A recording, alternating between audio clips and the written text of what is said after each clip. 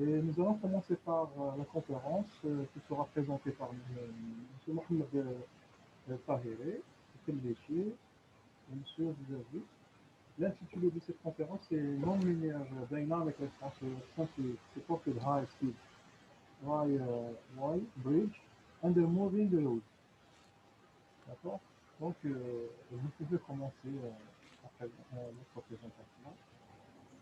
Je vous souhaite bon courage. Merci.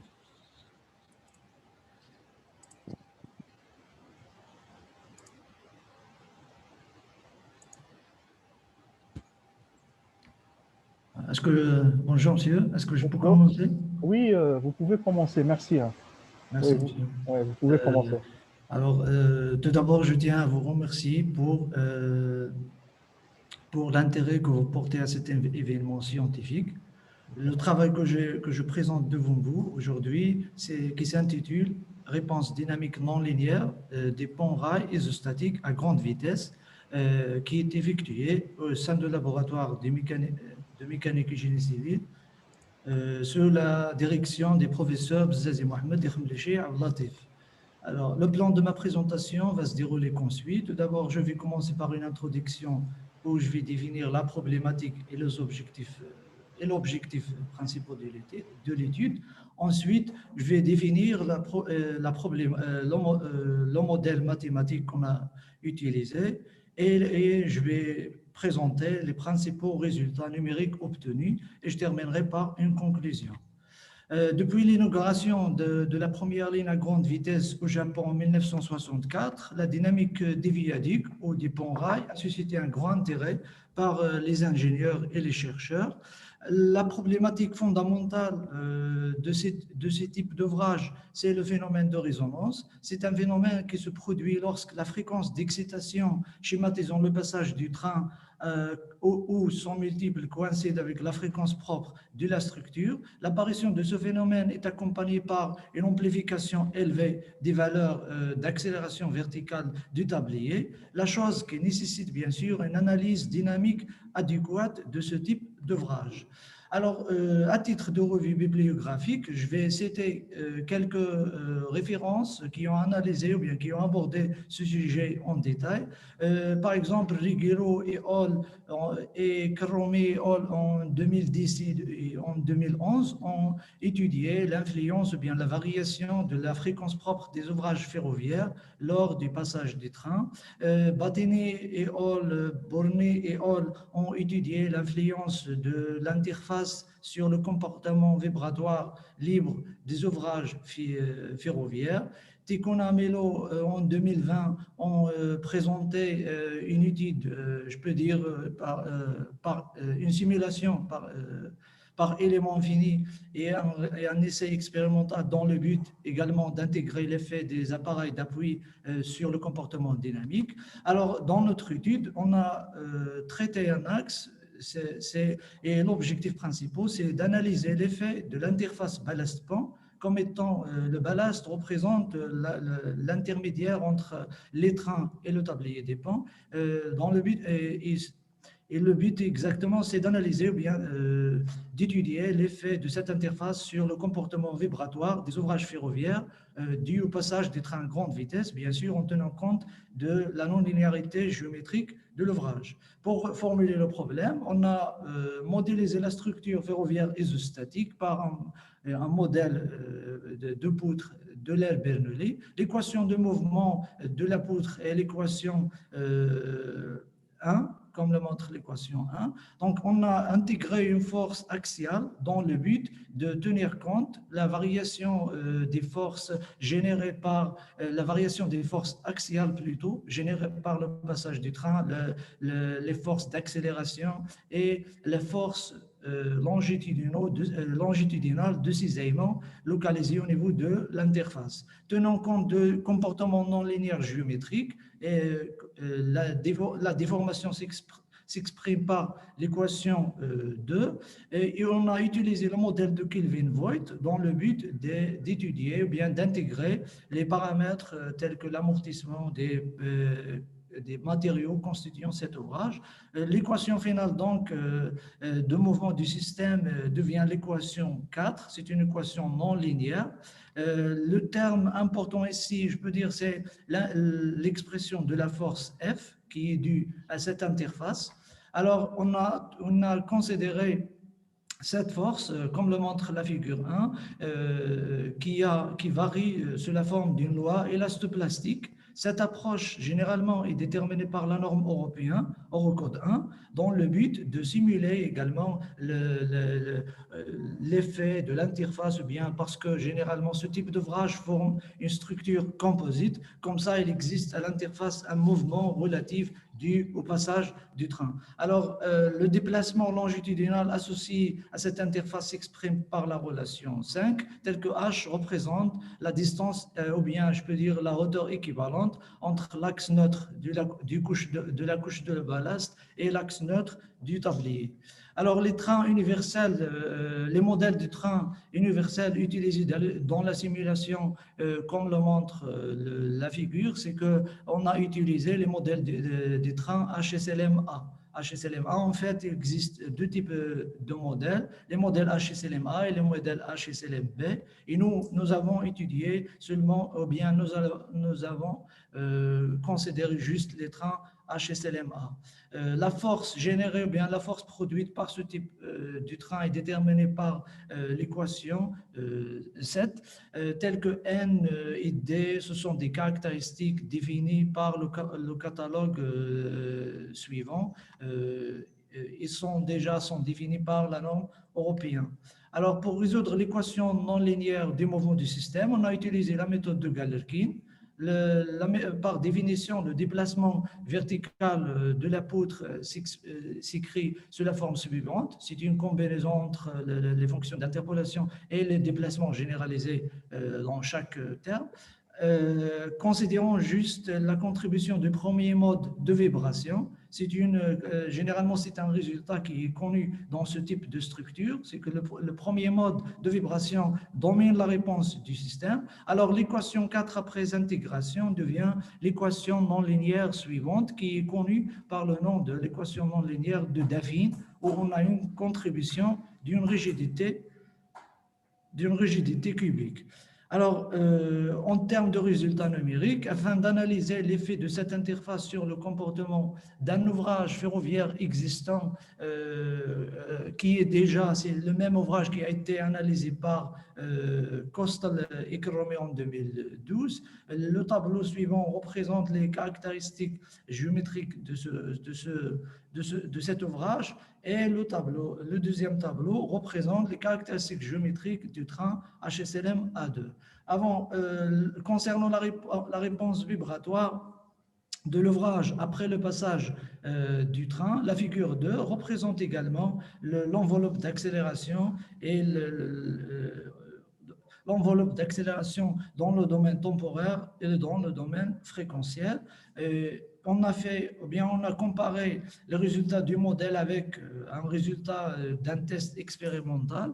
Comme le montre la figure 2, on constate également que la fréquence propre calculée par notre modèle coïncide avec la fréquence propre déterminée en se basant sur l'essai expérimental, ce qui prouve également la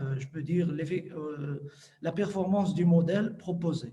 Concernant la réponse du système, la réponse libre, la figure 3 représente la réponse dynamique en termes d'accélération et de déplacement à mi-portée de l'ouvrage sur le passage du train HSLM A2 à la vitesse de résonance de 146 km/h. Cette vitesse de résonance est calculée et déterminée à partir de la formule universelle, que je n'ai pas l'intégrée ici, c'est V égale à oméga 1D, tel que D représente la distance caractéristique des wagons composant le train. À partir de cette figure, on constate qu'il existe une parfaite coïncidence entre les résultats prouvés par la méthode Runge-Kutta et la méthode des différences finies, enfin une différence méthode. Donc, afin de simuler l'effet de l'interface et en tenant compte de la linéarité géométrique pour toutes les vitesses du train, la figure 4 représente l'enveloppe d'accélération et celui de déplacement et leur variation en fonction de toutes les vitesses du train HSLM A2, on constate qu'on a deux pics de résonance, soit au niveau du déplacement ou bien au niveau d'accélération. Deux types de résonance coïncident bien sûr avec la vitesse calculée, 246 km, et un autre pic coïncide avec la vitesse 132, qui est, je peux dire, la deuxième de résonance du premier mode de vibration. La même chose, dans la même figure, on a une comparaison avec les résultats prouvés par la méthode différence finie. On constate qu'il existe une bonne coïncidence entre les résultats prouvés par les deux méthodes. Concernant l'effet de l'interface, la figure 5 révèle la variation de l'accélération dynamique et de déplacement en fonction de toutes les vitesses du train, et ceci bien sûr en tenant compte du modèle linéaire et non linéaire. À partir de cette figure, on constate que tenir compte de cette interface n'influe plus sur le comportement en cas de dynamique, en particulier sur la vitesse de résonance. Seulement, l'intégration de l'amortissement a un effet d'abord bénéfique tel qu'il diminue l'amplitude de vibration et n'affecte jamais la vitesse de résonance. C'est-à-dire que cet effet de cette interface grande portée. Par contre, dans le cas des ouvrages de courte portée, pourrait être intégré. Alors, à partir de cette figure, on constate de Kelvin tel qu'un coefficient d'amortissement interne est intégré, l'amplitude de 52% et celui du déplacement a diminué de 17,78%. Ce qui explique également l'effet bénéfique de cette interface, de cet amortissement. Tenant compte bien sûr du comportement non linéaire de l'ouvrage, la vitesse d'horizon, à partir de cette l'interface balancement ou générés ne peuvent pas affecter le comportement vibratoire du long ouvrage, mais ont une influence significative sur le comportement des ouvrages de courte portée. Et je vous remercie pour votre attention. Monsieur Tahiré Mohamed, pour cette pertinente présentation. Franchement, elle est intéressante. Et maintenant, j'invite les questions pour réponse. Bonjour. Bonjour, oui. Moi, j'ai une question. Oui. D'accord. Donc, d'abord, je félicite Monsieur Tahiré pour sa présentation. Donc, dans la figure 5, il a parlé des modèles linéaires et des modèles non linéaires. Oui. Est-ce que vous pouvez donc saisir ou dire la différence entre ces deux modèles?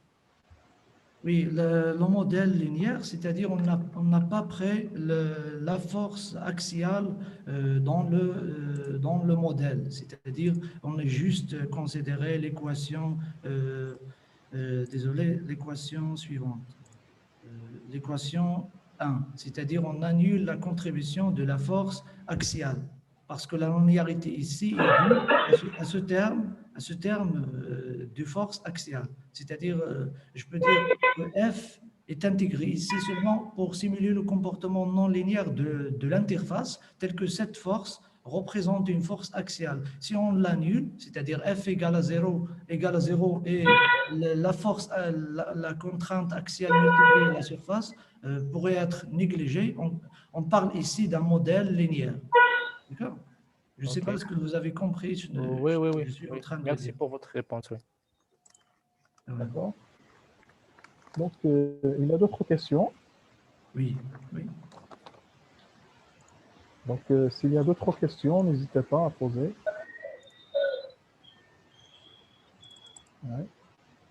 Ouais. Sinon, moi j'ai une question. Le modérateur, il a une question.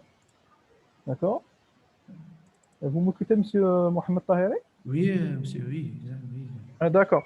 Donc, pourquoi vous avez utilisé le modèle de poutre? Parce que le modèle de poutre, normalement, pour un pont,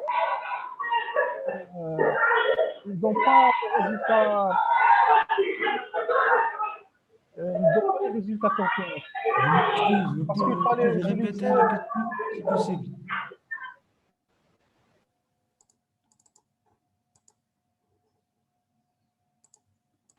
Oui, vous Vous pouvez m'écoutez? répéter la question, je m'excuse parce que je n'ai pas entendu ce que D'accord, vous oui. avez dit. Vous avez utilisé le modèle de poutre, d'accord? Oui, oui, Pourquoi également, oui. le modèle de poutre, c'est-à-dire la longueur, elle est plus grande que les deux autres. Qui Tout à fait. d'accord? Donc, pourquoi vous n'avez pas utilisé le modèle de plaque? Le plaque, c'est plus précis.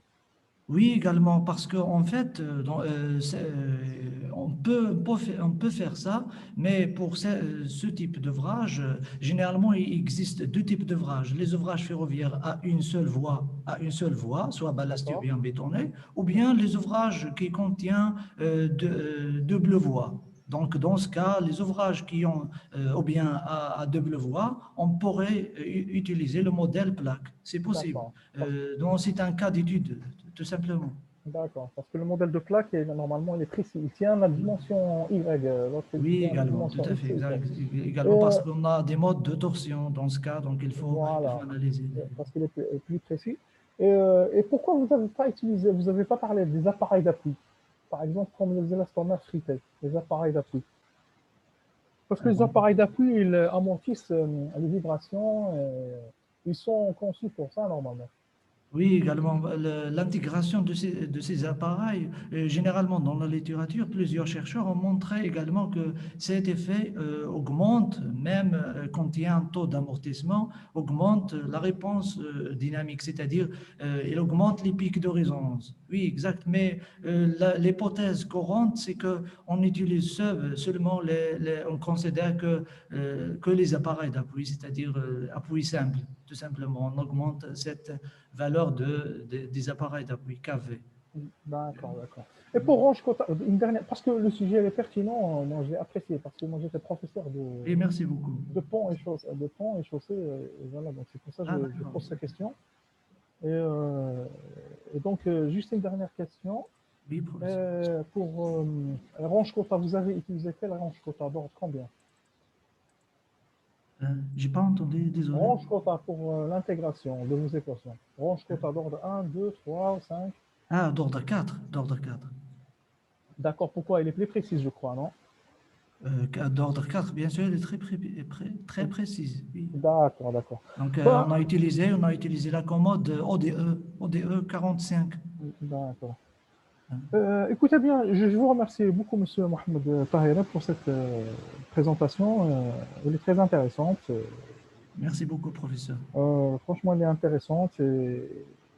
Oui, c'est un Et- sujet, normalement, c'est un sujet d'actualité, surtout le Maroc lorsqu'il a intégré le oui, projet Ligne à grande vitesse en 2018. Donc, on d'accord. a commencé par cette idée d'étudier profondément ce sujet.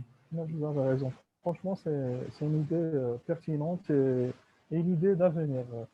Donc, je vous Oui, remercie encore une fois, Monsieur Mohamed Tahiri, et pour les participants. merci beaucoup, Et- professeur. je vous en prie. S'il y a d'autres questions, on passe à la prochaine exposé. Merci encore une fois. Merci beaucoup. Je vous en prie.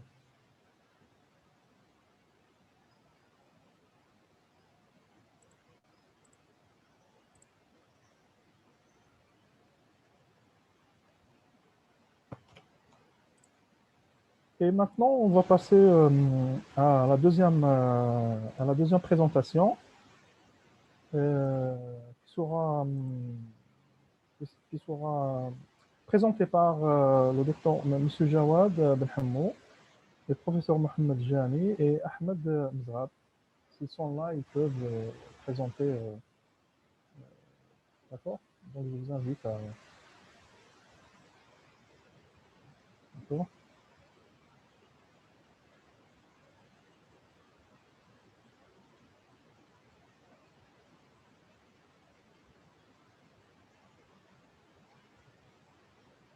D'accord. Donc,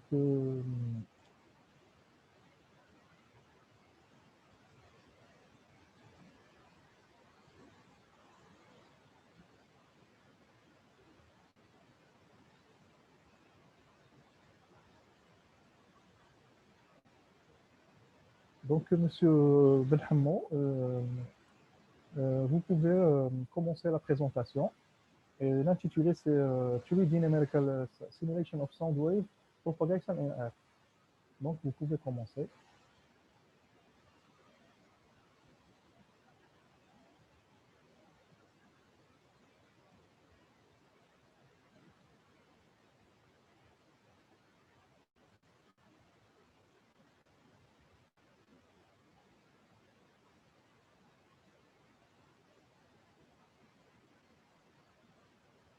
On ne vous entend pas.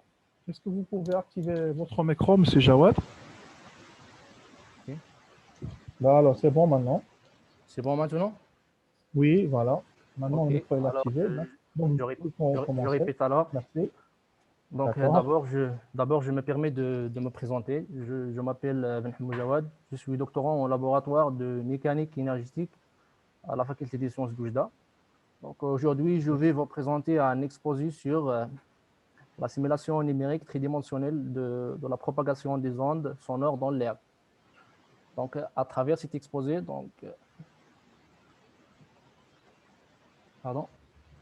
à travers cet exposé, on va décrire la méthode numérique utilisée, puis on va discuter les résultats trouvés et enfin, je vais terminer par des conclusions.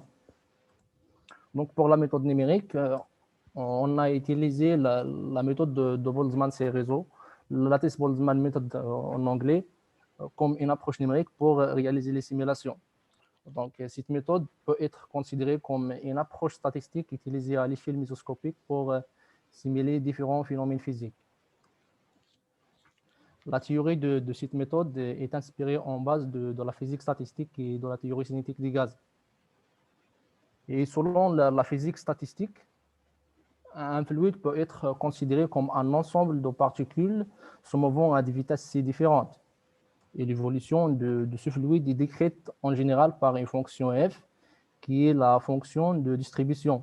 Cette fonction représente la densité de particules ayant la vitesse c, opposition r et autant t. Et la dérivée de cette fonction par rapport au temps donne généralement l'équation de Boltzmann sous la forme continue. Cette équation est constituée de 3 parties. Donc, la propagation de particules, les forces externes et les collisions entre les particules. Et généralement, on parle de la méthode de Boltzmann-Cerezo lorsqu'on fait la discrétisation de l'équation de Boltzmann, c'est-à-dire lorsqu'on résout numériquement l'équation de Boltzmann. Donc, maintenant, je passe à la partie résultats et discussion. Donc, je vais commencer par la description du problème physique étudié.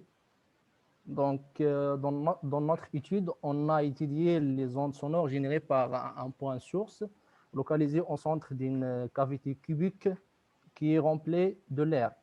Donc, les objectifs dans notre étude, c'est d'appliquer la méthode de Boltzmann dans le domaine d'acoustique et étudier la propagation des ondes dans l'air et de mettre en évidence la forme des ondes émises par une source ponctuelle en 3 dimensions. On a commencé d'abord par la validation de notre code numérique. Et pour cette validation, on a choisi l'un des problèmes les plus connus dans la littérature. Il s'agit donc du problème lead driven cavity, ou une cavité entraînée si vous voulez. Donc on a pris une cavité cubique et on a entraîné sa paroi supérieure par une vitesse constante notée E0.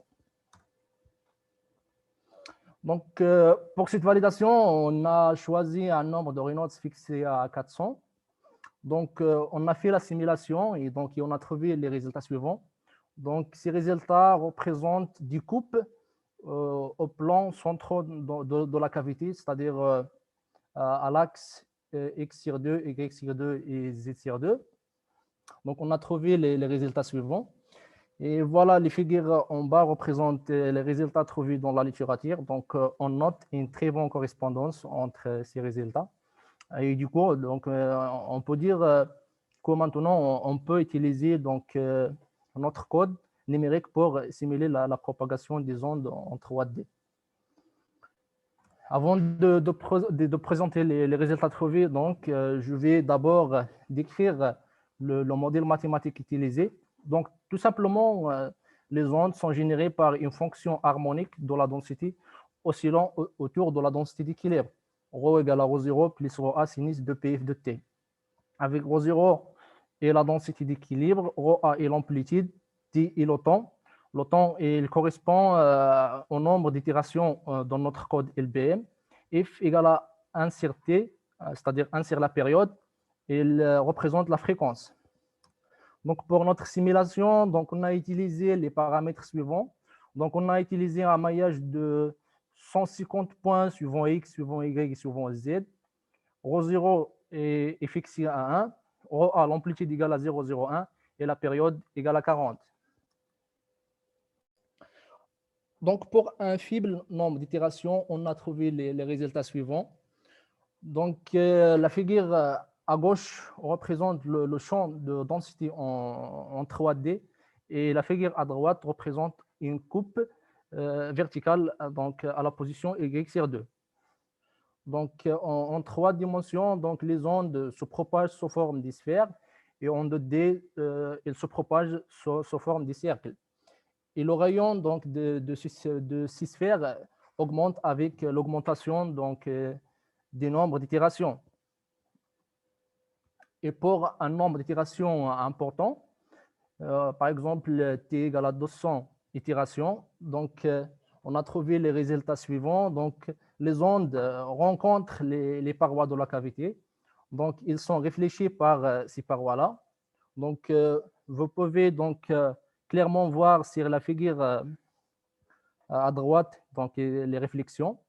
Et si on continue à augmenter encore le nombre d'itérations, donc il y aura des interférences entre les ondes émises par le point source et les ondes réfléchies par les parois de la cavité. Donc, pour conclure, qu'est-ce qu'on a fait? Donc, on a étudié tout simplement donc, les ondes générées par un point source numériquement en utilisant la méthode de Boltzmann. On a validé d'abord notre modèle avec les résultats de la littérature pour le cas d'une cavité entraînée. Donc, puis, on a trouvé que les ondes générées par un point source se propagent sous forme de sphères en 3D et sous forme de cercles en 2D. Donc, maintenant, on peut dire que la méthode de Boltzmann peut être facilement utilisée pour générer les ondes acoustiques.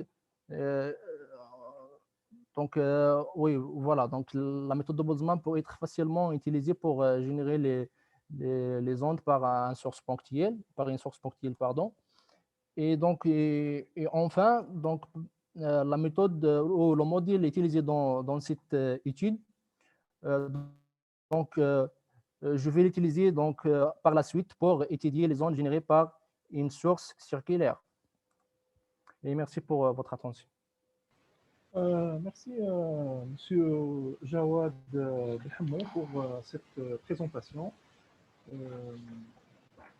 part sur la simulation des ondes, leur propagation dans l'air.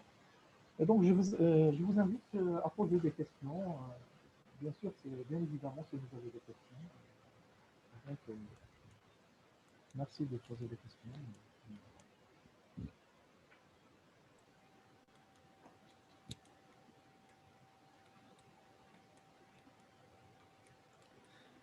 Monsieur, Oui.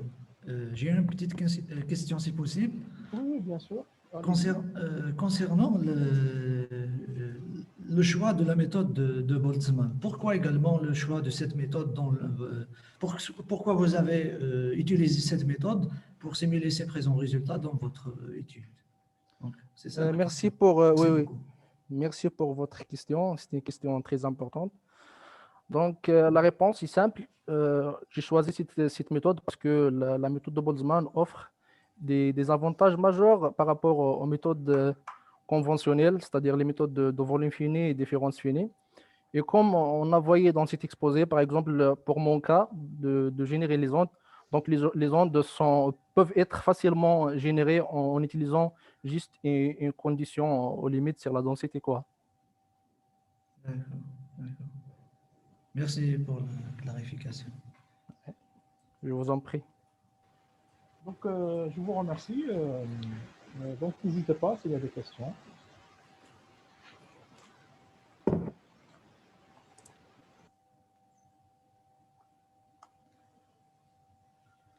Donc, encore une fois, je vous remercie, M. Jawad Belhamou. Et on se dit à la prochaine conférence. Je vous en prie. Et bon courage pour votre thèse et vos travaux de recherche. Merci. Merci beaucoup. Merci.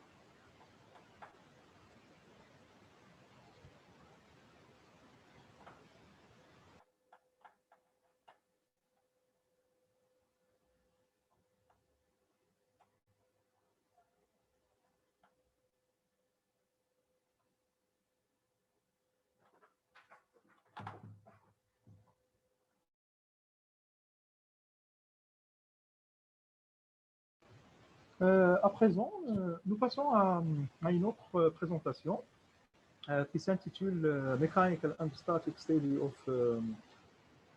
of Spared Using Finite Element Model Method, qui sera animée par Hamza Marhach, Aziz Hreha et Moha Arouche. Donc, je vous invite à présenter votre travaux de recherche. Merci.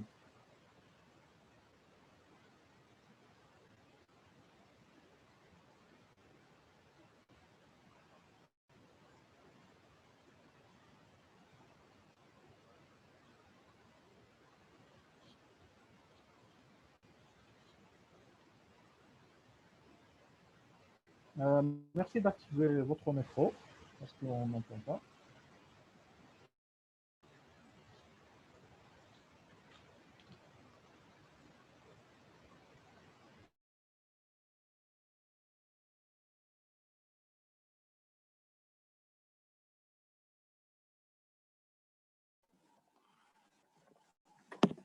All right.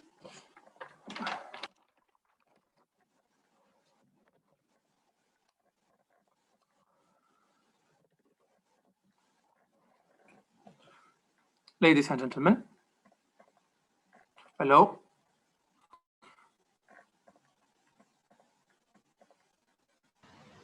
Donc, vous pouvez commencer, Monsieur Hamza. Okay, all right. Ladies and gentlemen, hello. My name is Hamza Malhaqs. It is an honor for me to present my research entitled Mechanical Static Study of a Spreader using a Finite Element Model Method. Before getting started, I would like to thank the organization committee for accepting my presentation, my participation. And I would like to thank my supervisors, academic, Professor Moha Arouche and Dr. Aziz Habiba, for the support and guidance me throughout my research studies.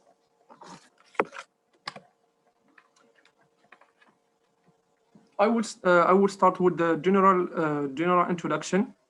Then I move for the methodology, and we talk time for a result and discussion. Finally, I will sum up with a conclusion. Aeronautics. Aeronautics is one of the most demanding industrial fields at all levels, whose players are direct and permanent with some of design. In a safe and efficient from study and design phase to the production, to the and delivery phase, to the customers receiving the aircraft. Thus, any calculation made during the study phase by the aeronautical authorities, each part and each screw of the aircraft must be dimensioned in such a way that it withstands the cases of most severe loads. The part that we will discuss during this presentation is the spreader. What is a spreader?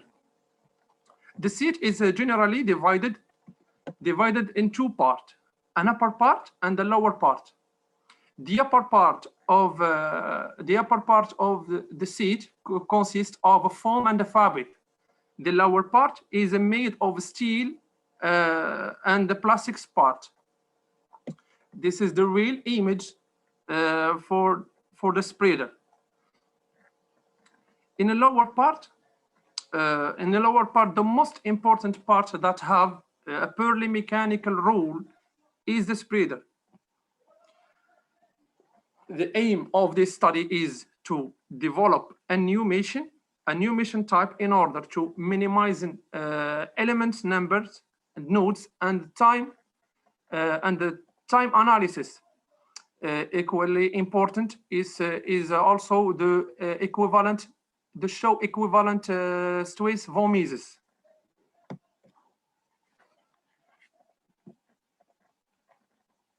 The followed methodology is mentioned in the slide. The first step is a design in software design part under CATIA V5. Second step is the modelization by finite element modeling using ANSA software. This software is purely professionally.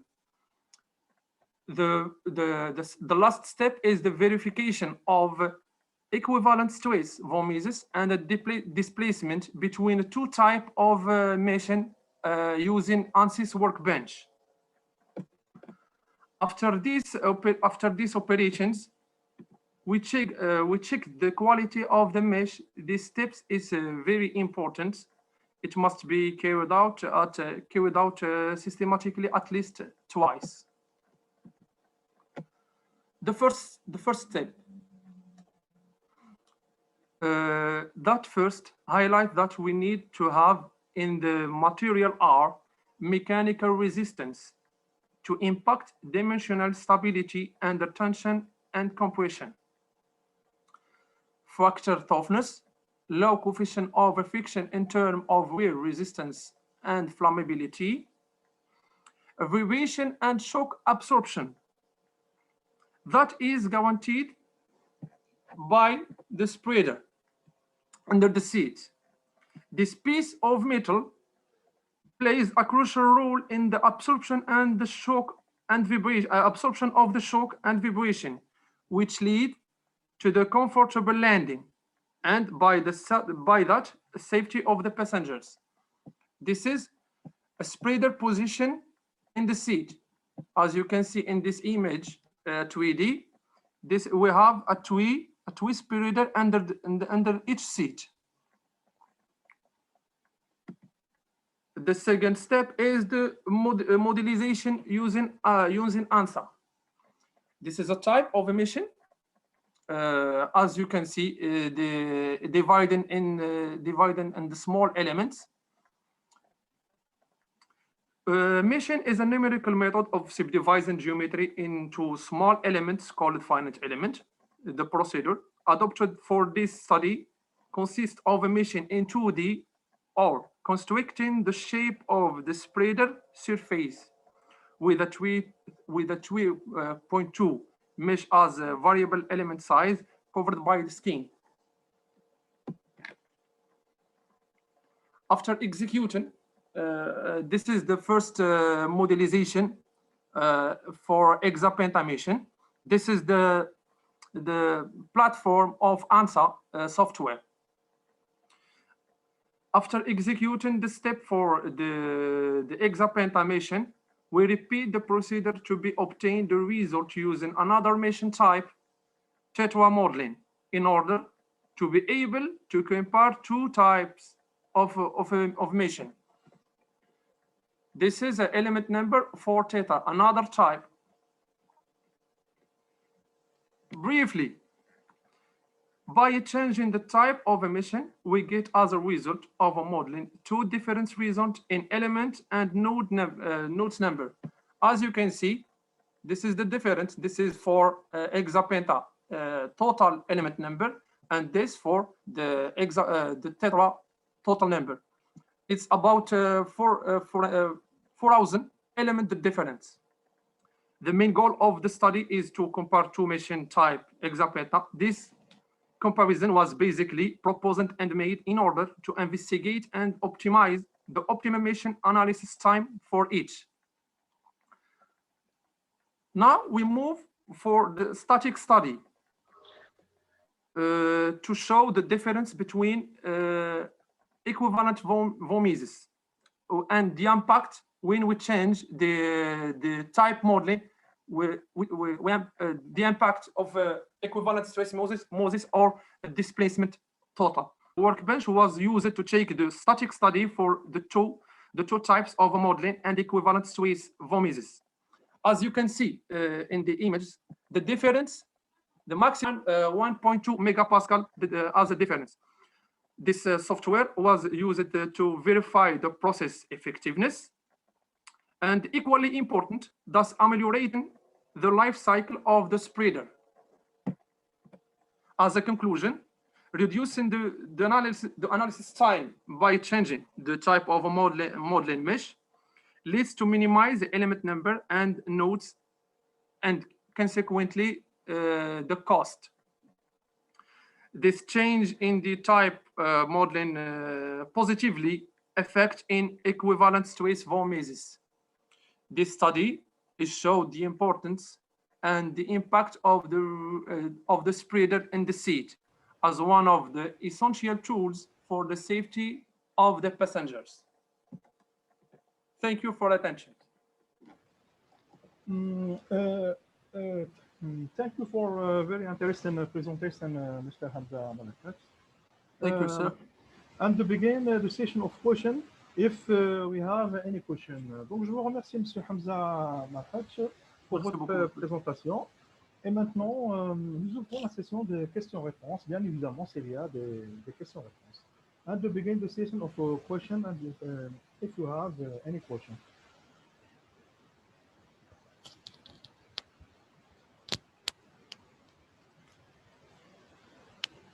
Oui.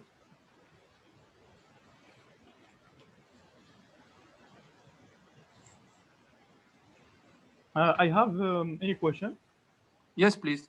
Are you compared your results with the experiment?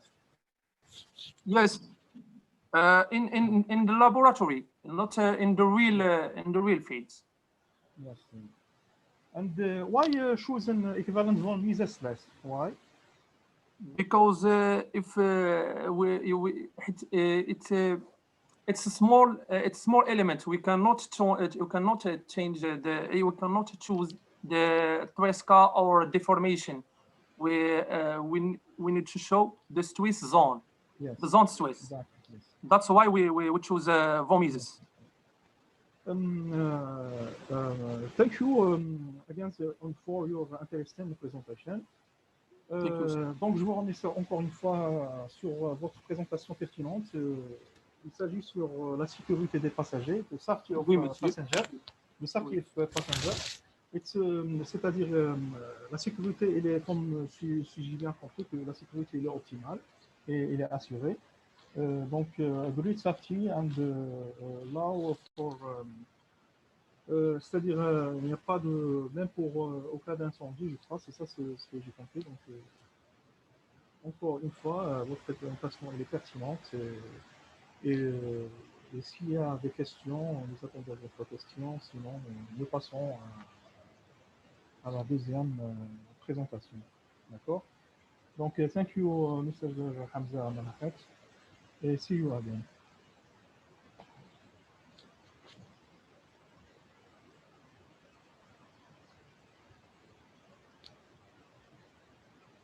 Donc, je pense qu'il n'y a pas de questions-réponses. Et nous passons à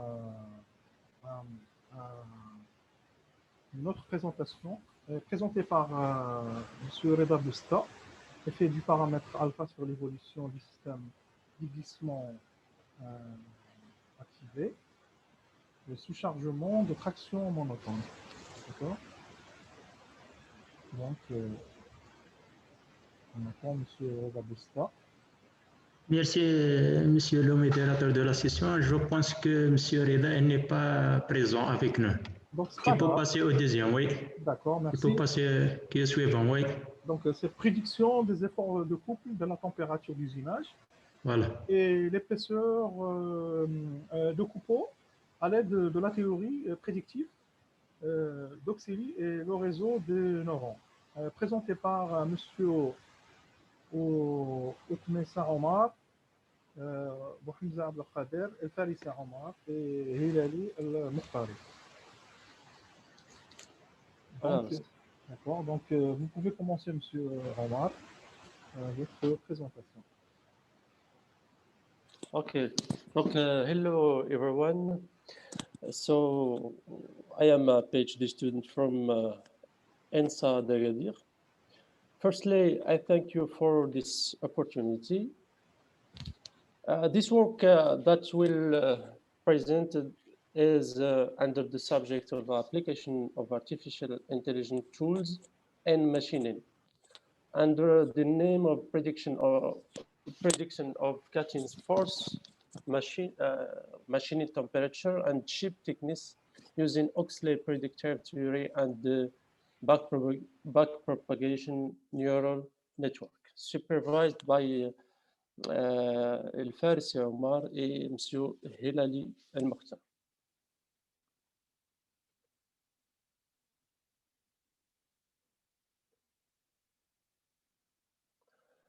So my presentation will be very summarized as possible.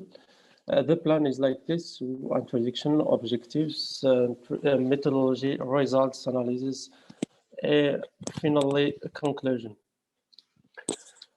As we know, the prior knowledge of cutting forces is very important in estimating the cutting power of machining.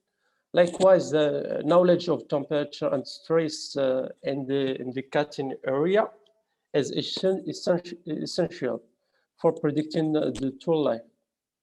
For this, several studies are made, like, for example, a statistical modeling or analytical modeling. For our case, we will use the artificial backpropagation neural network to predict to model the orthogonal machining in turning or turning. In order to predict the cutting force, the shift thickness, and the machining temperature in shear zone or chain area, la zone de cisaillement. Donc, in short, the objective of our work is to create a model to predict the chip thickness, temperature along shear plane here, the temperature here, the cutting forces, and for an orthogonal machining of a steel with a medium carbon. So here we have the inputs. We will predict these parameters in terms of this input VC cutting speed, normal rake angle, this normal rake angle, EP, the depth of cut, and feed rate. And we will compare it with another model, our RSM model, or response surface method. To determine the artificial neural network, we need the trained data. In this case, we use the Oxley model in conjunction with the Johnson-Cook plasticity model to generate a training data. This model or Oxley model is programmed in Python from an algorithm chart. So we have chosen as input here cutting speed, depth of cut, normal rake angle, and feed rate with 6 levels: cutting force, shift thickness, and the temperature in zone 1, which give 6 to power over 4, 6 terms. Which 6 to the power of 4 combinations. So the MATLAB software is used to train this. Maintenant, simulation et résultat. This figure present some that we have some tests here work, and voilà. Donc ici, on a fait quelques tests pour simuler le réseau de neurones. Okay.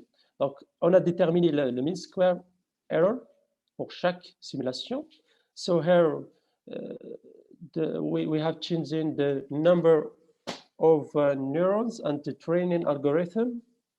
The error between accepted values of FC, chip thickness, temperature, and the Oxley values. So here is the mean square in terms of simulations. For example, simulation 1 gives a mean square error here 60 mean square error. For 8, for simulation number 8 gives a minimum mean square error, a minimum max error, and a minimum average error. So we have choose the artificial, the simulation 8. So to estimate the values of FC and T, temperature and shift artificial. When we choose that this artificial 20 by 20 neurons artificial neural network, we have by comparing two figures here, the gradient descent with the random data and with the relevant data, we notice that the gradient converges more easily toward the global minimum for the case where the data are relevant than and when data is random. So which is the data that are relevant. So here a correlation coefficient gives N for training, 1 for validation, and 1 for testing. That's showing there is a strong correlation in modeling, in this modeling. Here we compare the back propagation neural network model and the response surface method model. We noticed that the results predicted by the back propagation neural network gives a minimum error or a minimum error here, and the response surface method gives a big error. So a deviation. It's not that the back propagation neural network predicts a cutting force with an absolute mean deviation 0.28. However, the RSM model predict the 8 with an absolute mean deviation of 1.72. That's make the back propagation neural network model with 22 hidden layer and 20 neurons for each hidden layer more powerful and accurate for prediction than RSM method. The conclusion here. So this study was involved with the backpropagation neural network and RSM techniques for model development to predict cutting for values. So it can observe it can be observed that the artificial neural network can predict the cutting force, the shear thickness, and temperature in the shear area more accurately than RSM method. So thank you for your attention, and I'm sorry for my English. It's thank you for your English is very good. Thank you for a very interesting presentation. okay, yes.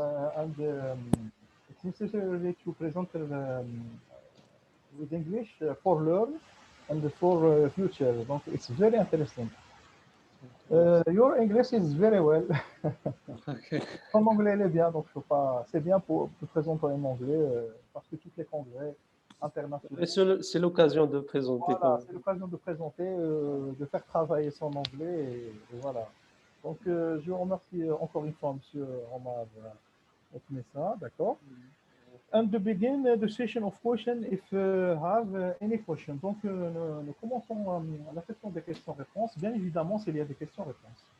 D'accord. Donc à vos questions.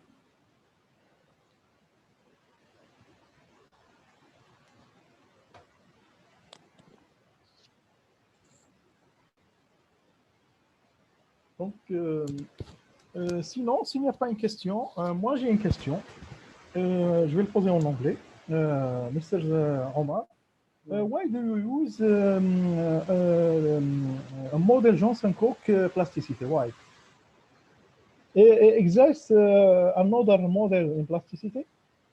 So here the model Oxley, il ne donne pas, voilà, il ne donne pas si vous voulez la température et le stress, si vous voulez la contrainte dans la zone de la zone de cisaillement. Alors je fais, si vous voulez, une collaboration avec de deux équations de modèle d'Oxley avec John Cook. Nous obtiendrons des températures et des. Je vois. Donc, donc c'est un modèle plastique ou viscoplastique? C'est un modèle viscoplastique modèle Viscoplastique. Voilà, c'est trop bien. Voilà, c'est un modèle viscoplastique parce que, bien évidemment, parce qu'il y a la température. Voilà, la melting temperature. D'accord.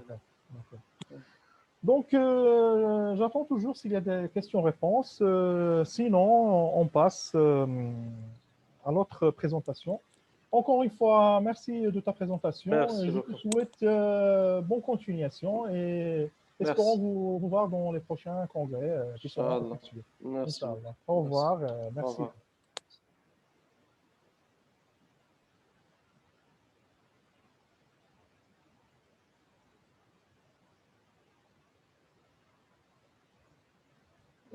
Donc, nous passons à une autre présentation intitulée Fatigue Analysis to a Tube of Exchange Heat. Elle est présentée par Monsieur Othman Aboul Hassan, Abdelhadi El-Hakimi et Abdelrahim Chamat et Abdelhamid Tourache. Donc, je vous invite à présenter ces travaux de recherche.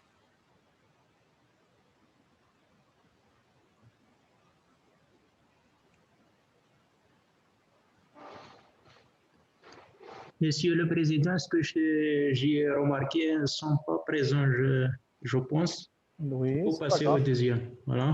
D'accord. À la fin, on les rappelle. Pas grave. C'est pas grave. Donc, on va passer à contribution à l'optimisation des paramètres des processus de la fabrication additive par l'utilisation des outils de l'intelligence artificielle et qui sera présenté par le professeur Hammouti Hassan, professeur Faris Omar, professeur Otmassi Omar et professeur El-Hilali Abdelkhair.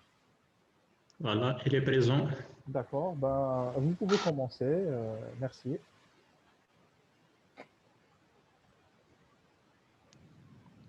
Alors, bonjour. Bonjour, oui. Alors, je suis très content de participer à cette conférence comme un débutant dans les recherches doctorales. Alors, la contribution to the optimization of the parameters of the additive manufacturing process using artificial intelligence tools. Alors ici, on cherche à introduire les outils d'intelligence artificielle dans les processus d'impression 3 dimensions. Alors bien sûr, le plan de ma présentation, premièrement, first, introduction additive manufacturing process, 2, process parameters, 3, artificial intelligence tools, alors 4, application, 5, result and discussion, 6, conclusion and perspective. And first, la modélisation des dépôts fondus, c'est-à-dire l'impression 3 dimensions ou bien la fabrication additive. Alors, à croissance rapide en raison de sa capacité de construire des fonctionnels ayant des géométries complexes. Bien sûr, vous savez, c'est maintenant les impressions 3 dimensions ils offrent la possibilité de construire des pièces qui sont avec des géométries complexes. La technologie de la fabrication additive sont l'une des domaines des promoteurs les plus promoteurs dans la fabrication de composants. Il permet de donner une large gamme de prototypes de composants, par exemple, avec des géométriques complexes. Alors, on cherche ici, bien sûr, la qualité de la pièce finie ou bien la pièce imprimée, aussi les propriétés mécaniques. Il dépend de plusieurs paramètres, et c'est très difficile de, de avoir une relation entre ces paramètres des pièces finies et les paramètres d'entrée ou bien les paramètres de processus de la fabrication additive. Alors, on peut voir dans ce diagramme, par exemple, les propriétés mécaniques. Il dépend de, par exemple, la construction, l'orientation de la construction, layer thickness, c'est-à-dire l'épaisseur de la couche. Alors, le feed rate, la vitesse d'avance, les filaments, la densité de remplissage. Alors, vous avez la température, vous avez ici un ensemble de paramètres qui va influer les paramètres mécaniques. Le but de cette étude est de construire un réseau de neurones, c'est-à-dire un outil d'intelligence artificielle capable de donner à partir d'un nombre limité de résultats d'expérience la relation caractérisant l'effet de la vitesse. Alors, j'ai pris ici deux paramètres d'entrée, la vitesse d'avance et l'épaisseur de la couche. Sur les performances mécaniques, à voir à la sortie ici, la résistance à l'attraction tensile strong. Avec des échantillons, bien sûr, d'un PLA, un matériau, c'est un matériau qu'on utilise dans l'impression 3 dimensions. Alors, deux paramètres d'entrée qui vont caractériser un paramètre de sortie, la résistance à l'attraction.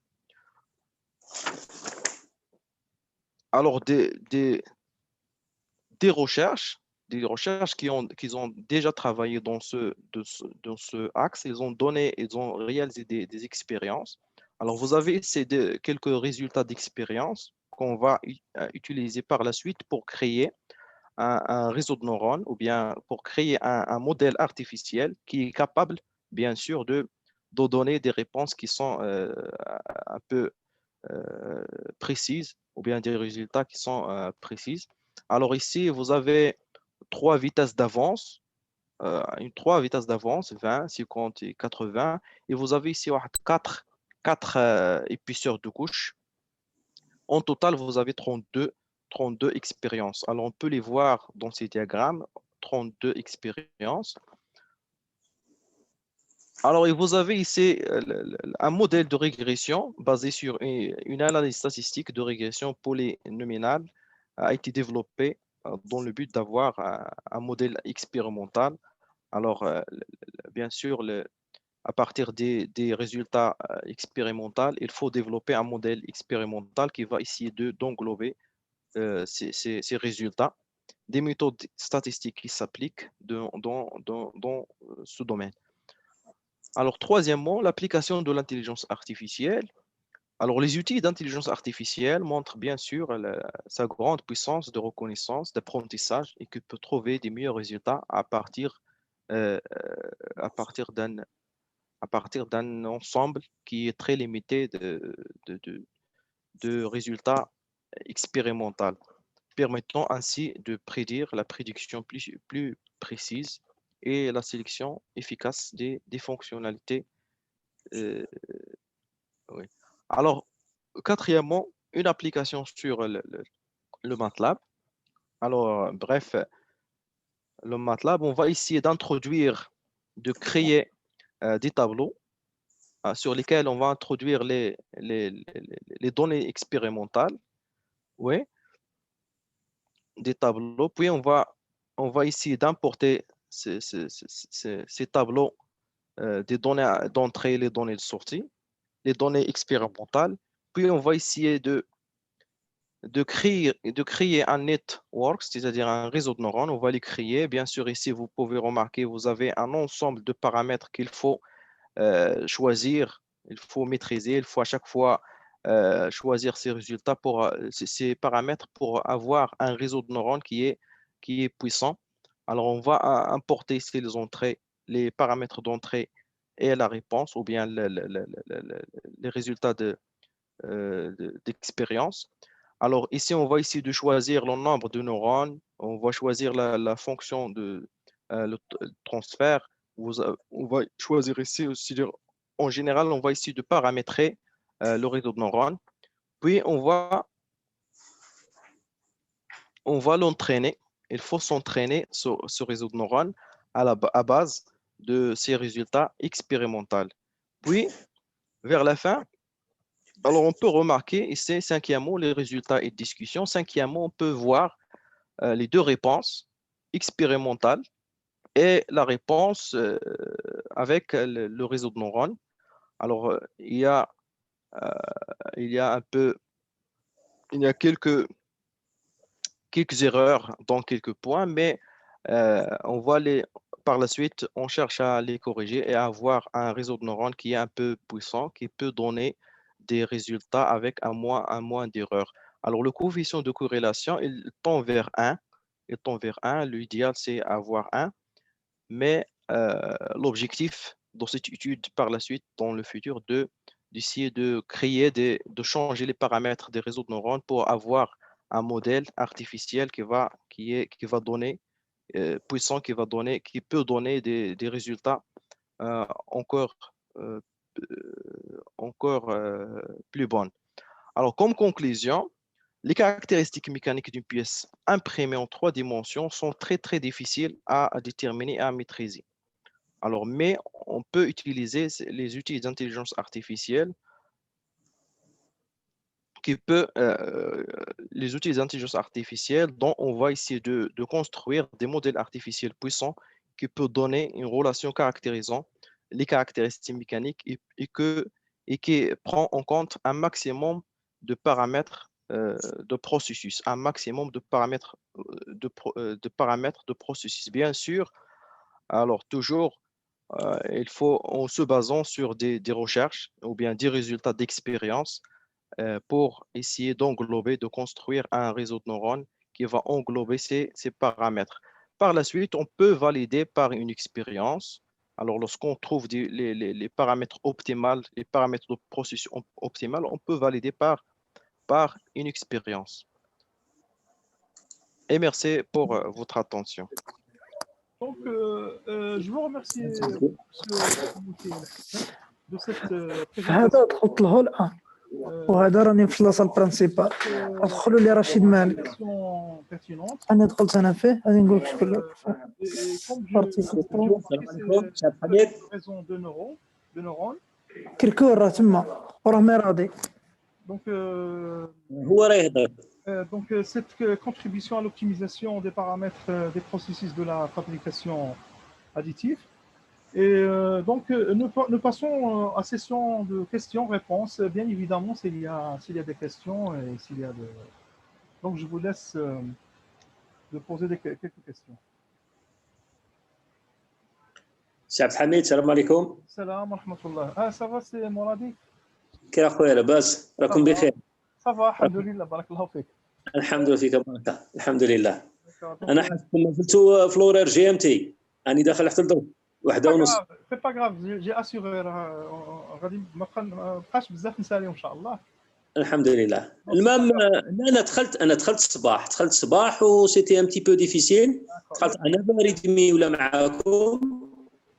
سيتي كانوا عادك في اون جيمناستيك. لا عاود كي دخل دروك قالت لي il y a un conférencier, il y a un professeur qui a juste terminé sa conférence et je suis en train de voir si le public ils ont des questions en réponse, d'accord? D'accord. Monsieur Hamouti, vous m'écoutez? Oui. Vous êtes toujours là, excusez-moi, parce Oui, que mon modérateur, il vient de me rejoindre, il est d'Algérie. C'est pas un problème. Oui, il est d'Algérie, il s'est trompé de l'heure, il croyait que... Donc c'est pour ça, excusez-moi de vous interrompre. Bienvenue, oui. Merci beaucoup. شكرا استاذنا. Voilà. Très bien. الله يبارك فيك. شكرا. Donc, s'il y a des questions, vous pouvez poser des questions sur. Vous pouvez le poser à Monsieur le Hammouti. Et voilà. Donc, cette conférence, franchement, je la trouve trop bien parce que c'est une conférence du futur. Il traite les réseaux de neurones et je crois même l'intelligence artificielle. Il contribue même à l'évolution de l'optimisation des paramètres. Oui. Et donc, franchement, c'est très pertinent comme conférence et je pense que c'est de l'avenir. Oui, oui. Ce que vous avez présenté. Nous sommes encore débutants dans ce axe de recherche, mais c'est l'occasion Voilà. d'échange d'informations. Franchement, Ouais. je vous félicite. J'ai une Ouais. petite question parce que même moi, je voudrais me converger vers l'intelligence artificielle ou les réseaux de neurones. Ouais. Et dans le MATLAB, le logiciel MATLAB, il y a la fonctionnalité réseau de neurones ou il y a cette fonctionnalité, on peut la trouver. Oui, il y a une fonction NN Tools qui permet de paramétrer le réseau de neurones. Bien sûr, MATLAB, c'est un outil, il vous offre un outil. Il y a d'autres logiciels qui peuvent vous donner d'autres moyens d'utiliser l'intelligence artificielle. D'accord. Donc, Ouais. ça existe cette fonctionnalité. Alors, on peut, par la suite, on peut faire une comparaison entre le MATLAB et le Python, par exemple, et d'autres outils d'intelligence artificielle, oui. D'accord. Bah, écoutez bien, je vous remercie beaucoup, Monsieur Hammouti. Oui, merci aussi à vous. Donc, et j'espère, nous espérons vous voir dans les prochaines conférences qui seront Inch'Allah, à la Inch'Allah, vidéo. Inch'Allah, c'est sûr, Bon, Inch'Allah. Inch'Allah, et bonne continuation et merci beaucoup de ta présence et de ta participation. Merci aussi, merci bien. Au revoir, merci. Donc, Cheikh Abdelhamid, vous êtes. C'est bon, là, اسمح لي والله الا سمح لي en plein conférence. وقول لي هذاك الشيء ما c'était l'horaire qui était un petit peu décalé, c'est ça? ما لا كنت مع البنت البارح الانسه فاطمه الزهراء العامري وقلت لها كي تعطيني لي زورير قعدت ندير اورير الجيريان اورير ماروكان ونا با في اتونسيون. D'accord. C'est pas grave, انا كنت c'est moi qui انت راك فيها صايتك راك فيها سي بون انت. j'ai assuré la permanence, t'inquiète. Je vais assurer la permanence ديالك وتروح البروف اخر ثاني في العشيه.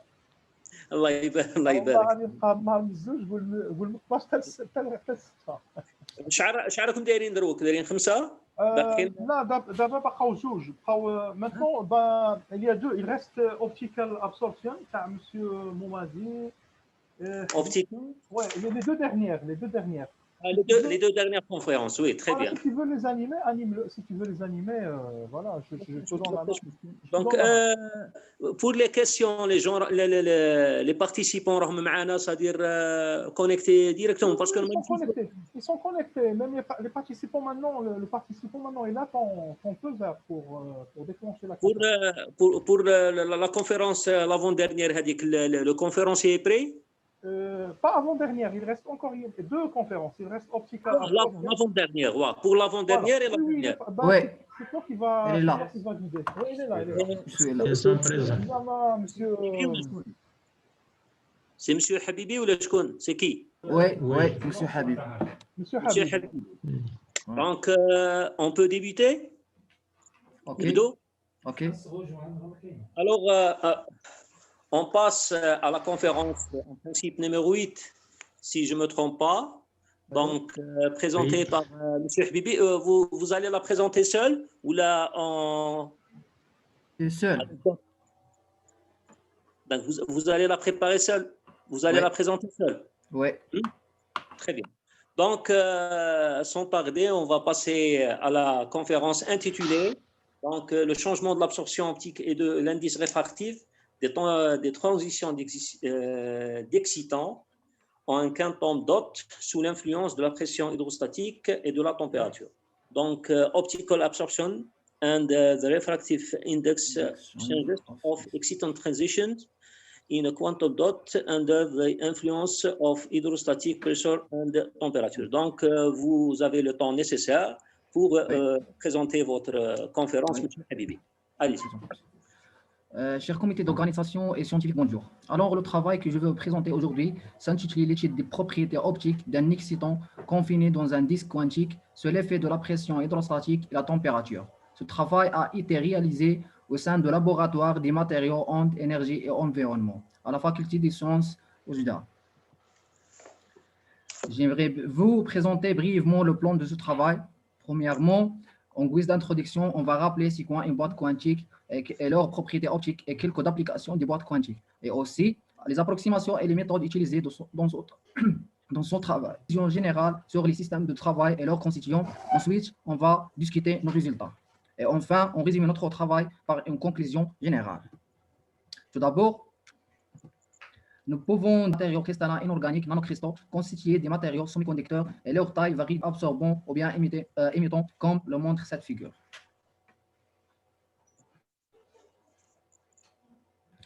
En train d'accepter une énergie plus élevée, ainsi la largeur de la bande interdite augmente, comme montre cette figure. De plus, ce phénomène transforme la structure énergétique puisque le confinement provoque le passage d'une structure en bande à une structure au niveau. Grâce aux propriétés électroniques et optiques, elle trouve des applications dans plusieurs domaines tels que la médecine et autres termes. Parmi les exemples d'applications optiques des boîtes quantiques, on peut citer les diodes électroluminescence, l'éclairage à l'état solide, les écrans et les cellules solaires. Parmi les méthodes de résolution qui ont à utiliser au cours du travail, on a l'approximation de Born-Oppenheimer, l'approximation de la masse effective, la fonction enveloppe et la méthode variationnelle. Dans le cadre de l'approximation de la masse effective, et sur l'effet de la pression hydrostatique externe et de la température, un électron est trou en interaction dans une boîte quantique en GAS entouré d'un matériau à large bande interdite est décrit par l'Hamiltonien. La première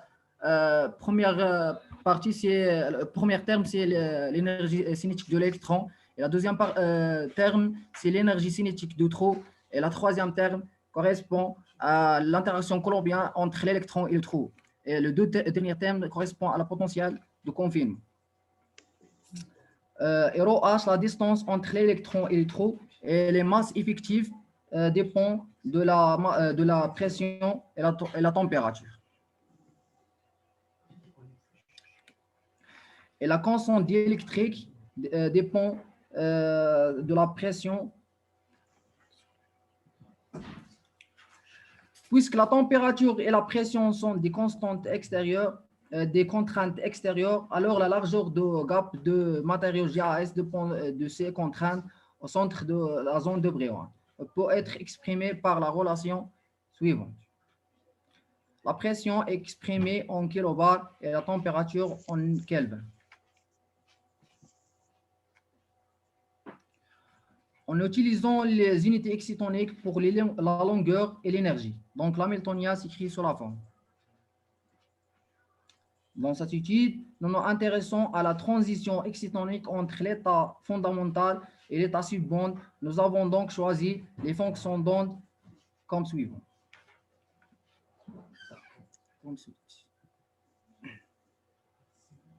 Maintenant, les propriétés optiques, les coefficients d'absorption linéaire et non linéaire et total et l'indice de réfraction linéaire. Passons maintenant à la troisième partie dans laquelle on va présenter nos résultats numériques et discussions. Afin d'étudier l'influence de la pression et de la température sur la corrélation de trous et d'électrons et sur les propriétés optiques, nous présentons sur la première figure l'évolution de l'énergie de liaison excitonique en fonction de la taille du disque pour différents ensembles pression et température. Nous utilisons la définition classique de l'énergie de liaison excitonique donnée par la différence entre l'énergie de la paire électron-trou, c'est-à-dire l'excitant non corrélé, et celle de l'excitant. Dans la première figure montre que dans le régime de confinement fort, l'énergie de liaison de l'excitant est légèrement moins sensible aux pressions et températures parce que le confinement est important. De sorte que la paire corrélée n'est pas influencée par ces perturbations extérieures. Toutefois, pour le régime intermédiaire, c'est-à-dire pour un confinement fort, Les différents groupes se séparent, ce qui indique que l'excitant devient plus sensible à l'effet de contrainte et la variation de la température. Dans la deuxième figure, nous traçons la variation de l'élément de matrice dipolaire en fonction de la taille de boîte quantique comme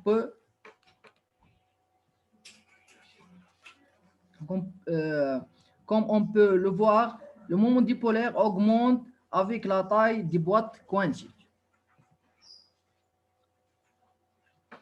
Les figures, maintenant, les comportements des différents coefficients d'absorption linéaire et non linéaire et totale en fonction de l'énergie photonique incidente sont tenus compte. Les effets de la pression et de la température pour trois valeurs de taille correspondent à R à excitonique et R égale à 0,9 à excitonique et R égale à 0,8 à excitonique. Tout d'abord, on remarque que la coefficient d'absorption linéaire constituant la contribution principale dans le total de la coefficient d'absorption. La coefficient d'absorption non linéaire a également une contribution non négligeable, mais que varie de manière opposée avec la coefficient d'absorption linéaire, de sorte que l'ajout de termes non linéaires réduit le total de la coefficient d'absorption linéaire. Et dans la figure, nous traçons l'indice de réfraction linéaire en fonction de l'énergie photonique incidence. Nous constatons que les coefficients d'absorption suivant le même comportement de la coefficient d'absorption se déplaçant vers les énergies plus élevées, décalage vers le bleu, lorsque la taille de boîte quantique devient plus grande. Afin de comprendre les effets de pression, nous présentons dans les figures les composantes linéaires et les composantes non linéaires et totales de la coefficient d'absorption, respectivement en fonction de l'énergie photonique pour trois valeurs significatives de pression, P égale à 0 kV et P égale à 25 kV et P égale à 50 kV. Et pour une taille de boîte quantique, R égale à A excitonique.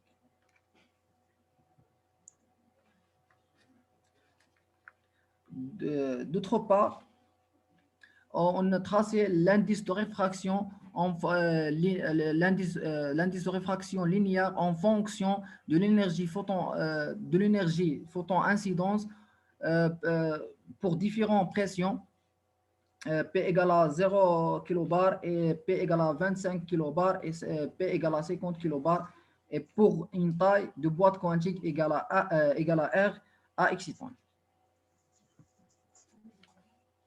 Pour savoir comment la température influence sur les coefficients d'absorption et l'indice de réfraction, nous traçons sur les figures la variation de la coefficient d'absorption linéaire en fonction de l'énergie de photon incidence pour trois valeurs différentes de la température, T égale à 0 Kelvin et T égale à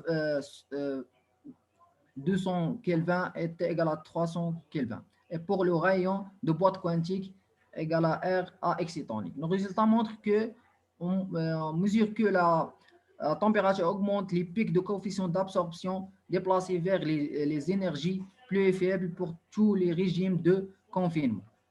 Ce déplacement vers le rouge s'accompagne d'une diminution des intensités du point de coefficient d'absorption. Et maintenant, nous traçons l'indice de réfraction linéaire en fonction de la photon-incidence pour trois valeurs de température, T égale à 0 Kelvin et T égale à 200 Kelvin et T égale à 3. Cette figure montre que le même comportement de la coefficient d'absorption linéaire et non linéaire et totale. En conclusion de ce travail, ces propriétés dépendent fortement de la taille et la pression hydrostatique et de la température. Si on augmente la pression, la coefficient d'absorption et l'indice de réfraction linéaire sont déplaçants vers les énergies plus élevées, décalage vers le bleu.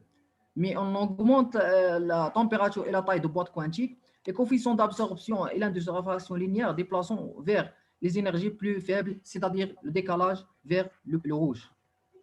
Et merci pour votre attention. Merci, Monsieur Mohamed Habibi. Donc, je vous remercie pour votre présentation Oui. qui était claire et directe. Oui. Donc, vous avez parlé des changements de l'absorption optique, ainsi le changement de l'indice de réfraction pour les transitions d'excitants. Bien sûr, et ceci en faisant l'influence de notre structure sous l'effet de deux paramètres, la pression et la température. Alors, je passe la parole pour Sion.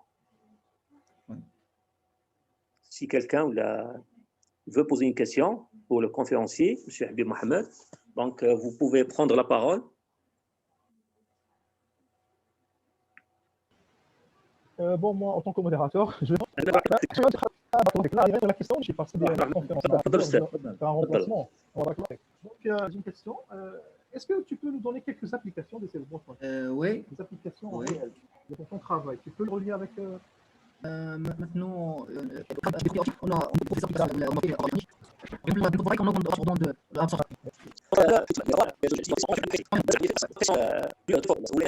انا جو فولي vous poser une question. Il y a عندك la structure تاعك sous l'effet d'une pression, d'une forte température.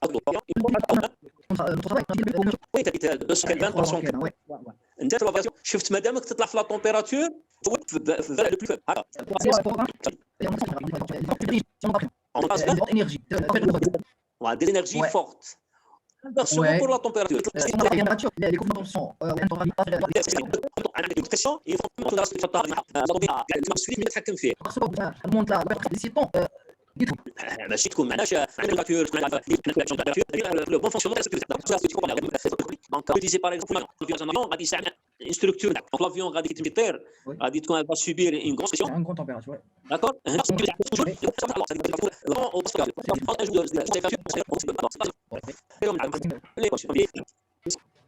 Donc, sinon, on passe à la dernière conférence, je pense. Je comprends qui m'a appelé Zaïm, M. Kirkour. Donc, il nous reste la dernière conférence, en principe. Donc, je vous remercie. Je vais sur le graphique du note among CRMEF, Trainee Teachers. Donc, donné ou présenté par Zineb Boumaïs, Youssef Madhi et Bouazza Al-Wahbi, ainsi Hanan Al-Faylali. Donc, شكون اللي راه معايا؟ شكون زينب بومعيز. زينب؟ سي زينب بومعيز. بومعيز زينب بومعيز. Donc, تفضلي أستاذة. تفضلي. D'accord. Je pense que déjà l'écran est partagé. Oui, c'est bon. L'écran est partagé. Donc, tfadli, vous avez le temps nécessaire pour présenter votre travail. Alors, bonjour à tous et à toutes. Avant de commencer, je tiens à remercier vivement le comité d'organisation du International Icon Tech Symposium 3 on Innovative Surveys in Positive Sciences. Ce travail intitulé The Academic Burnout Among CRMF Trainee Teachers, le burnout académique chez les enseignants stagiaires au CRMF, qui rentre dans le programme Apprendre, projet numéro 95 de l'AEF. Alors, cette présentation sera sur le syndrome burnout académique chez la population des enseignants stagiaires au CRMF Rabat Salé Kinitra.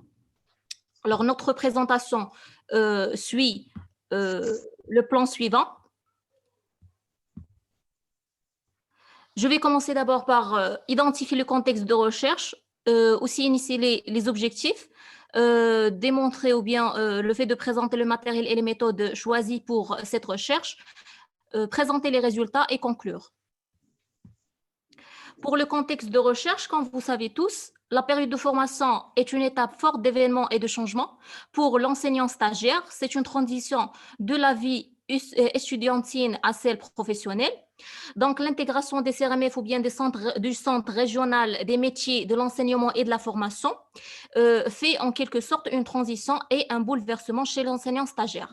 Donc, l'enseignant stagiaire doit développer au début de sa carrière des compétences pédagogiques, professionnelles, à partir d'une formation en alternance qui switch entre les cours ou bien les modules au CRMF à la mise en situation professionnelle aux établissements scolaires. Donc, selon ces exigences, les enseignants stagiaires semblent courir un grand risque d'être victimes et semblent être très vulnérables au stress, développé par la suite en cas de non-mobilisation des stratégies de coping ou bien d'adaptation au burn-out lié à la formation. Cette fois-ci, on parle du burn-out académique. Donc, l'objectif de notre étude est en dualité. Premièrement, c'est mesurer le stress pour identifier les facteurs stressants chez les enseignants stagiaires au CRMF. Et deuxièmement, c'est prévenir les effets néfastes issus du développement de stress et aussi au burn-out académique pour y faire face et pour, bien sûr, ne pas avoir un stress ou bien un burn-out après l'affectation aux établissements de travail. Donc, le matériel et les méthodes utilisées sont comme suit. Jusqu'à présent, peu de recherches ont porté sur l'épuisement académique dû à un sentiment d'épuisement apparu à partir des exigences liées aux études, à une attitude cynique, c'est-à-dire le détachement vis-à-vis des études, et un sentiment d'incompétence ou bien d'inefficacité en tant qu'étudiant. Donc, cette fois-ci, on a pu tester cela à travers un instrument de mesure appelé le Maslach Burnout Inventory Student Survey, le MBI-SS, une échelle psychométrique basée sur le MBI-GS, General Survey, dans laquelle des termes comme travail ont été remplacés par études. Afin d'évaluer l'épuisement, on a utilisé bien sûr le MBI-SS, la version française développée par Dumanger. Et on a commencé par une étude qualitative exploratoire et à travers les propos et bien sûr les paroles des enseignants stagiaires, on a pu élaborer un questionnaire pilote. De novembre à décembre 2019, un questionnaire pilote a été auto-administré à 30 stagiaires volontaires afin de déterminer si certaines questions étaient peu claires, ambiguës ou bien inconfortables à répondre. Donc, entre la période du mois de janvier et mars, 738 enseignants stagiaires appartenant aux promotions 2017 vers les promotions 2020 participent à la réussite de cette étude. La population de notre étude, c'est les enseignants stagiaires de la région Rabat-Salé-Kinitra.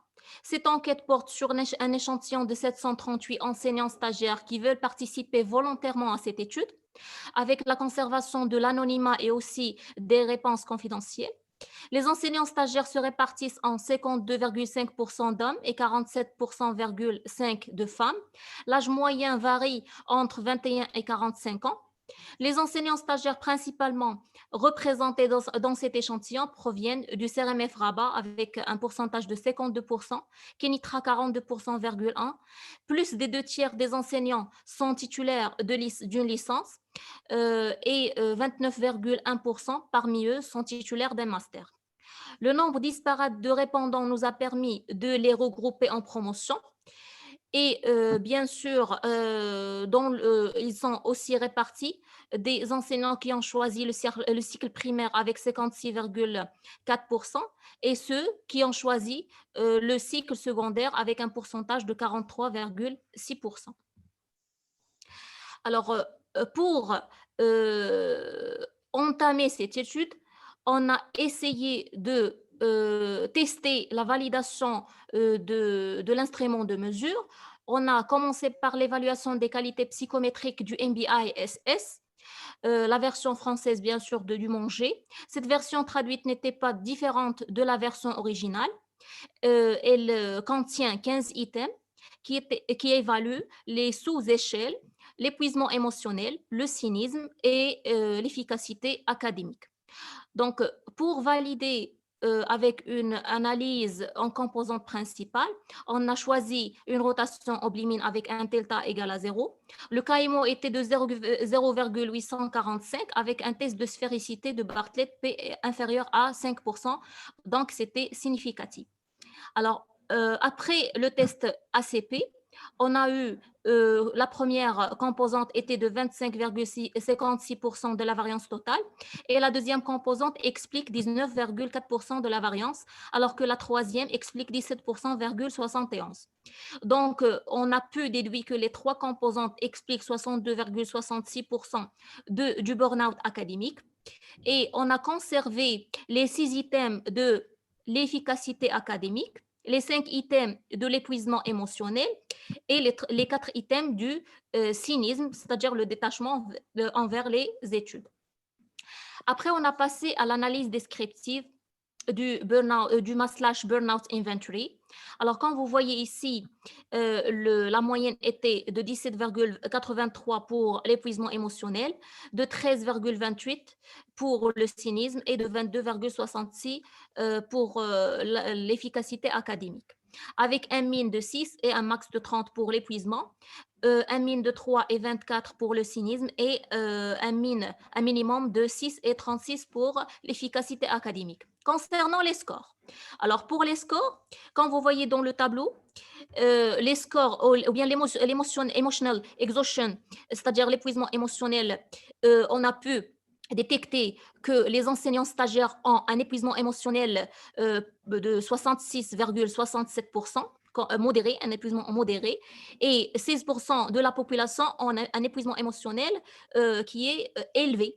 Par contre, pour le cynisme, 61% de la population ont un cynisme ou bien un détachement vers leur étude de cynisme.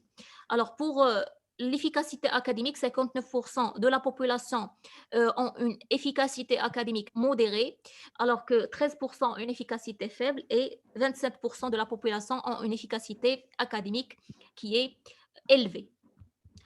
On a testé aussi la fiabilité de cet instrument de mesure. D'après le tableau, vous voyez que l'alpha de Cronbach était supérieur à 0,70. Les qualités psychométriques étaient très satisfaisantes. Les trois sous-échelles dépassent les 0,70.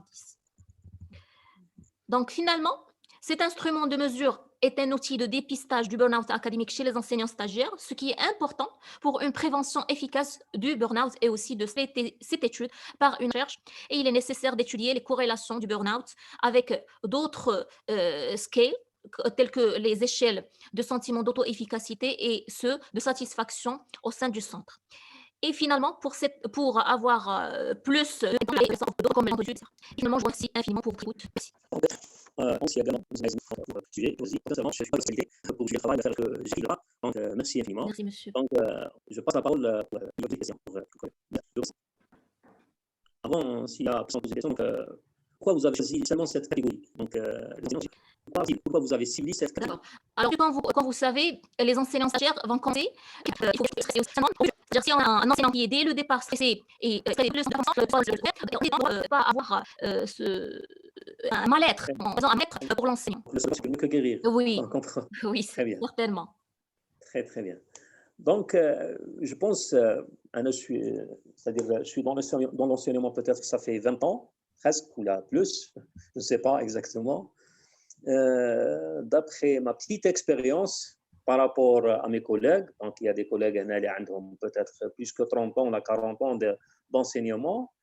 Donc, est-ce que vous pensez que l'état psychique d'un être humain en général, entre parenthèses, un enseignant en particulier, entre deux parenthèses, un enseignant stagiaire en très particulier, est-ce que vous pensez que l'état psychique, l'état moral, l'influence seulement c'est enseigné ou là ça sera par d'autres paramètres? C'est-à-dire, est-ce qu'il fait un bon enseignant ou non? Ça se peut que d'après les syndromes ou les calculs ou les statistiques, il y a un enseignant X ou une enseignante X. D'après les résultats, il ne fait pas, entre parenthèses, il ne fait pas bon enseignant ou bonne enseignante. Mais le problème, ce n'est pas l'enseignement. C'est-à-dire, le problème réside en d'autres paramètres, c'est-à-dire la situation familiale, le niveau social, l'entourage, etc. etc. Donc, il y a un préjugement. Il ne fait pas un bon enseignant, il ne fait pas bonne enseignante. شغل في اللي حرمناه من حقه لو كان عالجنا هذوك المشاكل الاخرى ربما يمكن يكلاسي parmi les meilleurs enseignants là, les meilleurs enseignants. Oui, bien sûr, monsieur. Alors, d'ailleurs, on a mené ces derniers mois une étude qui essaie de rassembler entre plusieurs échelles. Alors, c'est-à-dire, on a mesuré le burn-out ou bien le stress avec l'efficacité ou bien déjà avec le sentiment d'être efficace et aussi la satisfaction au travail, aussi d'autres échelles qui ont été menées pour relier et corréler entre ce que vous avez dit.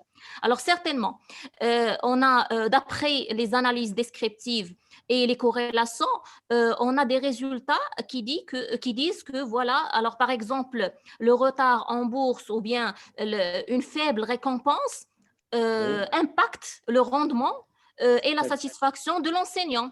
Aussi, concernant, par exemple, les modules. Alors, je parle ici spécialement de l'enseignant stagiaire. Alors, si par exemple l'éthique, alors, et le conflit de valeurs, alors entre le formateur et l'enseignant stagiaire. Alors, celui-là a des croyances envers certains modules. Alors, et aussi le formateur, il a des croyances et on va dire des préjugés. Donc, automatiquement, ce conflit, il va introduire le stress et une malaise envers cette formation. Donc, automatiquement, il ne sera pas dans la meilleure situation ou bien on va infecter son bien-être. Oui, tu as raison, absolument, absolument. Des fois, il y a d'autres paramètres, par exemple la tutelle, un mauvais gestionnaire, un mauvais administrateur, etc., etc., etc. Donc, des paramètres peuvent jouer. Un autre paramètre, peut-être ça vous aide, l'étude TAHCOM. D'après ma petite expérience, des fois, j'enseigne un module X, une matière X.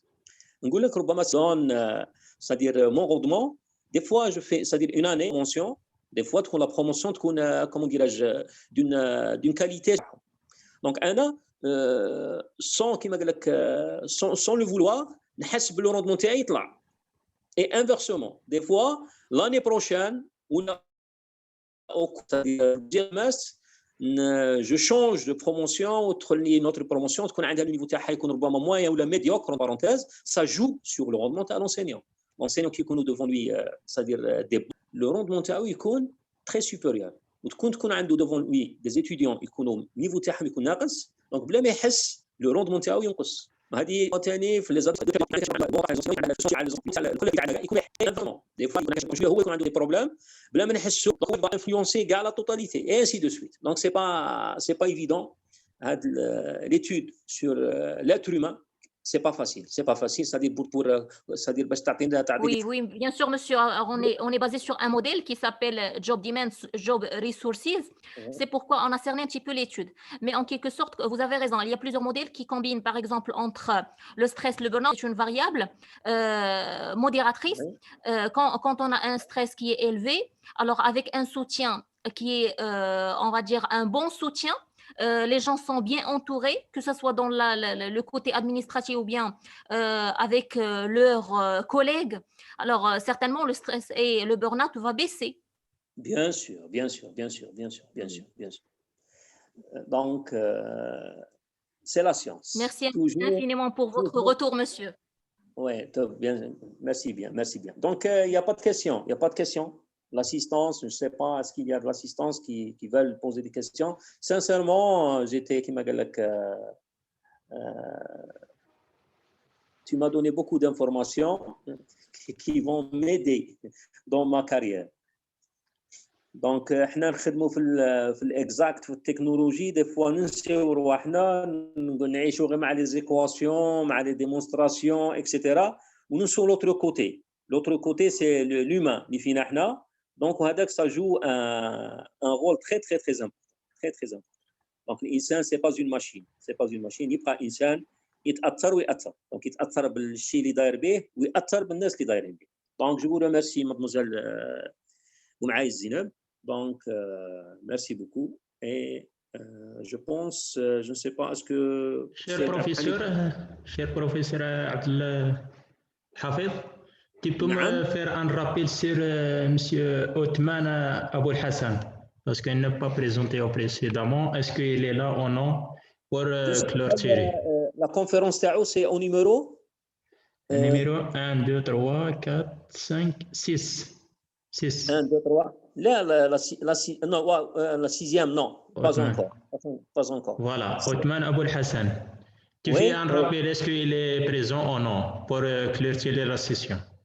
C'est juste oui, une remarque. Othman Aboul Hassan, est-ce que vous êtes avec nous? Ou là, Abdelhadi Al-Hakimi, je ne sais pas. L'un d'entre eux. Abdelhadi Al-Hakimi. Al-Hakimi ou là, Othman Aboul Hassan. Abdelrahim Chamat. Oui, Abdelhamid Taouch. Est-ce qu'il y a quelqu'un? Sinon, tu peux clôturer la session. Il n'y a personne avec nous, donc Oui. on peut. Donc, Rana, on avance ou là, on avance de 5 minutes. Non, on est à l'heure. On est à l'heure. Oui, c'est 2h30. Oui, 14h30. Oui. l'horaire تاعي انا راه في الميكرو راه ناقص. Ah oui, nous avons à l'heure. في الميكرو دونك راه عندي ديكالاج. Oui. D'accord, tu peux me clôturer. On clôture cette session 2 en 1 pour le jeudi 28 janvier 2021. Donc, je rends la parole pour les gens qui gèrent ces sessions-là. Donc, on clôture la session. Merci. Monsieur Baktid, modérateur, c'est qui avec moi? Oui, c'est Baktid. Moi, seulement, j'ai assisté à la session. C'est toi qui peux clôturer la session. Donc, au revoir. On se voit demain, Inch'Allah, bidnillah. Donc, modérateur la session 2 all 1 toujours. Donc, de 11h30 à 13h30. Donc, سلمنا على الجماعة كامل. Allez, à bientôt. Merci pour tout le monde. Merci bien. السلام عليكم. السلام عليكم. على الأساتذة كامل خويا ما عندكم. السلام عليكم. مو بالله. السلام عليكم. السلام عليكم.